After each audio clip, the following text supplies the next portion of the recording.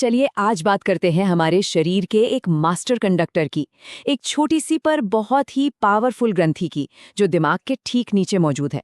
ये वो ग्रंथि है जो हमारे अंदर चल रहे पूरे ऑर्केस्ट्रा को कंट्रोल करती है।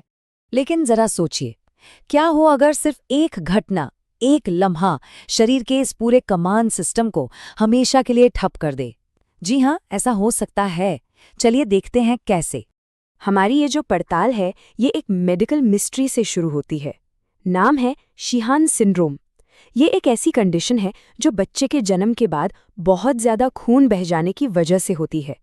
होता ये है कि पिट्यूटरी ग्रंथि तक ऑक्सीजन नहीं पहुंच पाती और वो डैमेज हो जाती है। भले ही ये एक रेयर कंडीशन हो, लेकिन इसका असर पूरे शरीर पर पड़ता है। और जब ये मास्टर कंडक्टर गड़बड़ाता है ना, तो पूरा ऑर्केस्ट्रा ही बिखर जाता है। इसके लक्षण बहुत सीरियस होते हैं। पीरियड्स आने बंद हो जाते हैं, नई माँ बच्चे के लिए दूध नहीं बना पाती और थकान तो इतनी ज़्यादा होती है कि कुछ करने की हिम्मत ही नहीं रहती। एक स्टडी में तो ये भी पाया गया कि 82% मरीजों में सोडियम का लेवल इतना कम हो गया था कि ये जानलेवा हो सकता था। तो चलिए सबसे पहले इसी मेडिकल मिस्ट्री की जड़ तक पहुंचते हैं। आखिर कैसे एक इतनी छोटी सी ग्लैंड का फेल होना शरीर में इतनी बड़ी तबाही मचा सकता है। और इस पूरी कहानी के सेंटर में है हमारा मेन कैरेक्टर, वो छोटी सी लेकिन जबरदस्त पावर वाली मास्टर ग्लैंड, जिसे हम पिट्यूटरी ग्रंथि या पिट्यूटरी ग्लैंड कहते हैं। ये वाकई में कमाल की है।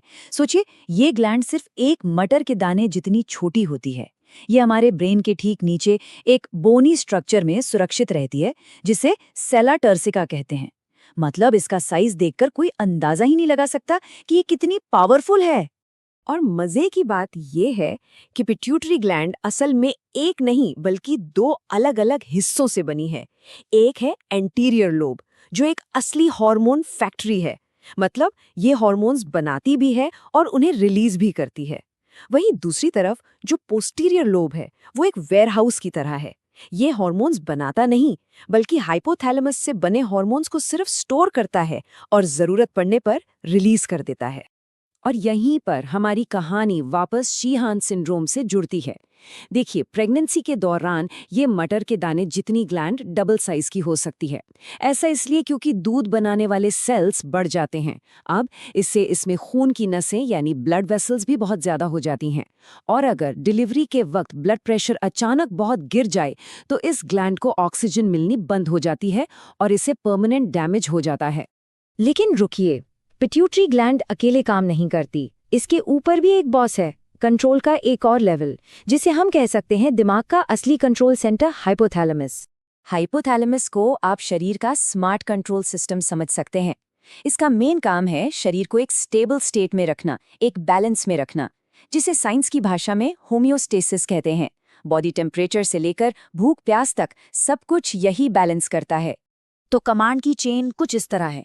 सबसे ऊपर है हाइपोथैलेमस, जो कंपनी का सीईओ है, वो ऑर्डर देता है। फिर आती है पिट्यूटरी ग्लैंड, जो मिडिल मैनेजर है। वो सीईओ के ऑर्डर को छोटे छोटे निर्देशों में बदलकर आगे भेजती है। और आखिर में शरीर के बाकी ऑर्गन्स और ग्लैंड्स वो एम्प्लॉयज हैं जो असल में जमीन पर काम करते हैं। तो चलिए अब कुछ खास ऑर्डर्स के कैस्केड को देखते हैं। मतलब ये कमांड्स कैसे एक के बाद एक आगे बढ़ते हैं। और ये भी समझते हैं कि जब ये चेन टूट जाती है तो क्या होता है। ठीक वैसा ही जैसा शीहन सिंड्रोम में होता है। सबसे पहले बात करते हैं स्ट्रेस एक्सिस की। जब भी कोई स्ट्रेस में होता है तो हाइपोथैलेमस CRH नाम का एक हार्मोन छोड़ता है। ये हार्मोन पिट्यूटरी को सिग्नल देता है कि वो ACTH रिलीज करे। और फिर ये ACTH एड्रीनल ग्लैंड्स को स्ट्रेस हार्मोन यानी कॉर्टिसोल बनाने का ऑर्डर देता है।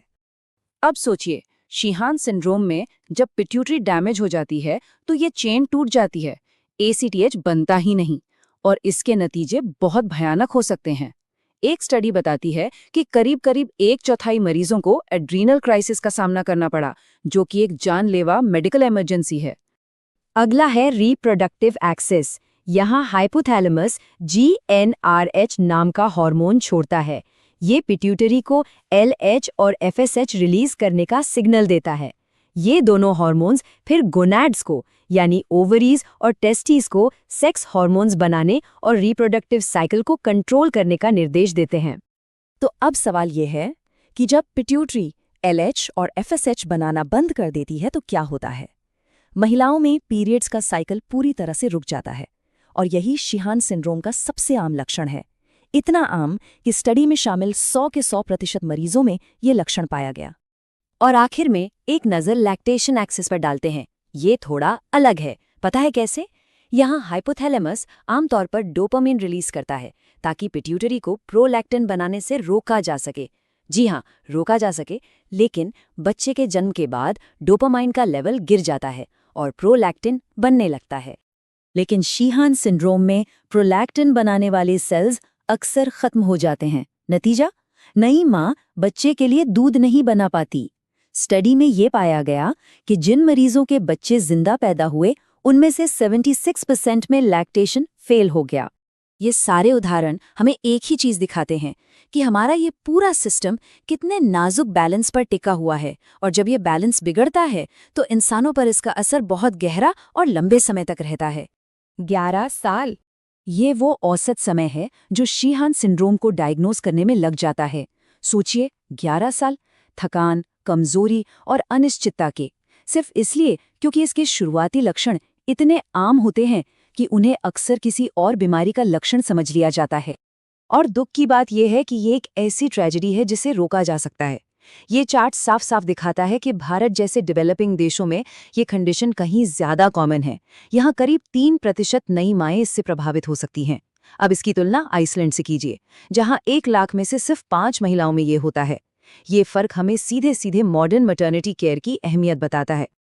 तो असल में पिट्यूटरी ग्लैंड की कहानी होम्योस्टेसिस की ही कहानी है, एक बेहद नाजुक, एक माइक्रोस्कोपिक बैलेंस की, जो पर्दे के पीछे से चुपचाप काम करता रहता है ताकि हमारी जिंदगी की गाड़ी पटरी पर चलती रहे। और ये हमें